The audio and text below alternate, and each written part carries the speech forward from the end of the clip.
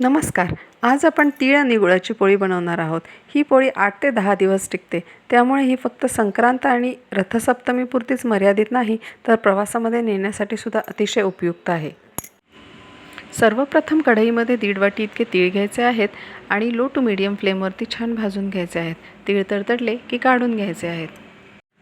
त्यानंतर 2 चमचे इतकी खसखस घ्यायची आहे आणि खसखस थोडीशी लालसर झाली की काढून घ्यायची आहे.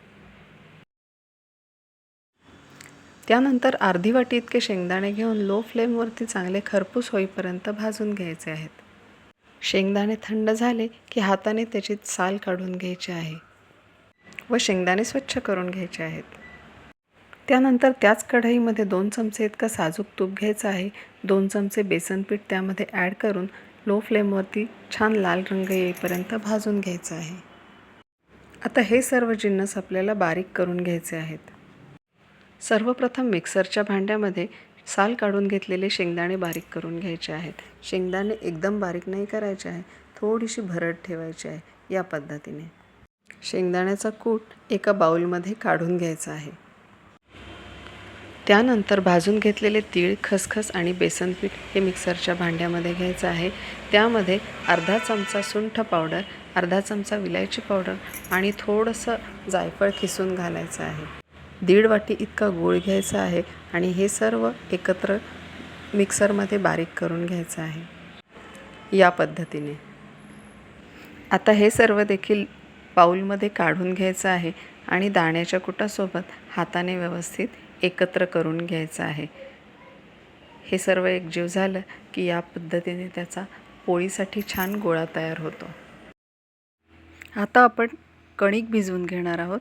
त्यासाठी बाउलमध्ये 2 वाट्या गव्हाचं पीठ, अर्धी वाटी मैदा, 1 चमचा बेसन पीठ, चवीनुसार मीठ आणि 4 चमचे कडकडीत तुपाचं मोहन घालायचं आहे. तूप आणि मीठ सर्व पिठाला व्यवस्थित लावून घ्यायचं आहे आणि थोडं थोडं पाणी घालत कणिक भिजवून घ्यायची आहे.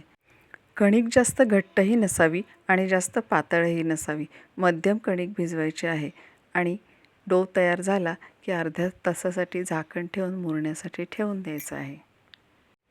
अर्ध्या तासानंतर पोळ्या लाटायला घ्यायच्या आहेत. कणकेचा एक छोटा गोळा घ्यायचा आहे आणि त्याची पारी तयार करून त्यामध्ये आपण तयार करून घेतलेलं सारण व्यवस्थित भरून घ्यायचं आहे. सारण व्यवस्थित भरून झालं की कणिक चिकटवून घ्यायची आहे आणि त्यावरती एक्स्ट्राची जी कणिक आहे ती काढून घ्यायची आहे. आणि आता आपण पोळी लाटून घेणार आहोत. पोळी लाटण्यासाठी आपण तांदळाच्या पिठाचा वापर करणार आहोत. तांदळाचं पीठ सरसरीत असतं, त्यामुळे त्यावरती पोळी खूप छान लाटली जाते. पोळी एकदम हलक्या हाताने लाटून घ्यायची आहे, त्यामुळे सारण एकदम काठोकाठ पसरलं जातं. तवा गरम झाला आहे, त्यावरती 1 चमचा तूप घालून आपण पोळी भाजण्यासाठी टाकणार आहोत. पोळी भाजताना गॅसची फ्लेम लो टू मीडियम असली पाहिजे, त्यामुळे पोळी एकदम खमंग आणि खरपूस अशी भाजल्या जाते.